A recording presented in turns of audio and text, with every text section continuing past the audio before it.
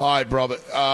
We got to go. When you look at Dallas and you look at the Cowboys, how do you kind of make sense of the whole thing?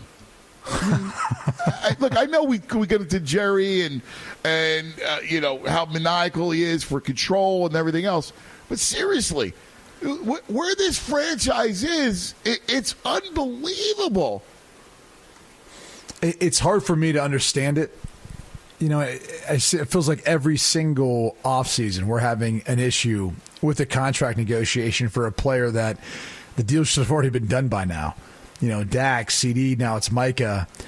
And these are homegrown guys, right? I mean, it'd be one thing if you had an issue, you're trading for a guy, maybe you don't really know him as well or the backstory on him. But all these guys, they did so much behind the scenes to draft them in the first place. Then you get them in your organization. You watch them grow up into superstars. And you let this stuff drag on, and it's only going to get more expensive. So, look, everyone seems to tell me that this is all about, them just kind of keeping the Cowboys out there in the headlines, keeping everyone talking about the Cowboys. It's good for the brand. I just have a hard time believing that.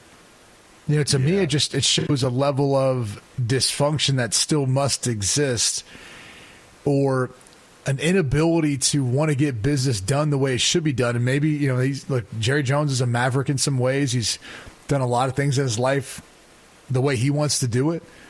But I look at this and say it's a distraction, and it takes away from your pursuit of a Super Bowl, something that you've struggled really to do in the past 30 years. So that's the tough thing for me, Anthony.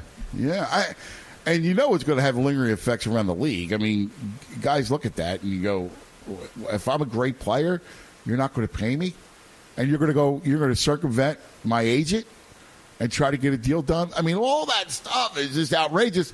Not to mention that, explain to me how they're built. Explain to me what they're doing at running back. Right. Well, no, I think that's the hard part look, you ask Pete Prisco, who's coming on with us in the next hour, he'll tell you running backs grow on trees, so you don't have to worry about spending a lot of money on them.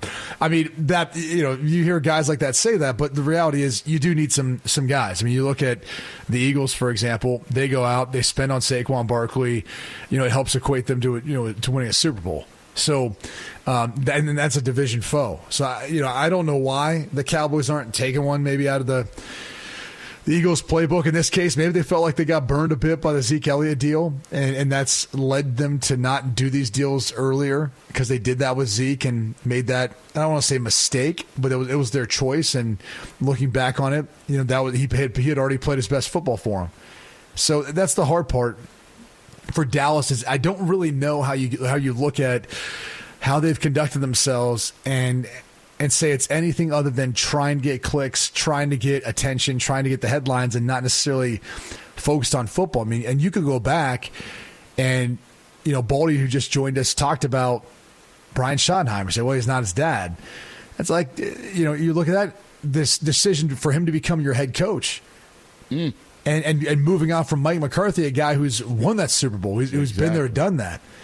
And you sit there and say, well, what was the rationale again? Like, why'd they move on from Mike McCarthy? Yeah. Just did he have a window of time that we were all unaware of in order to win a Super Bowl and it didn't work, so they have to move on?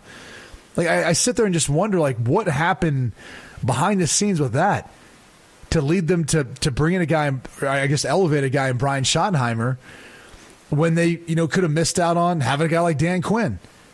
I mean, if the guy you really liked was sitting as your defensive coordinator, maybe they should have made that move 2 years ago. No, that was the thing that shocked me, right? Is that you let Quinn walk and then you get rid of McCarthy later. That made no sense to me.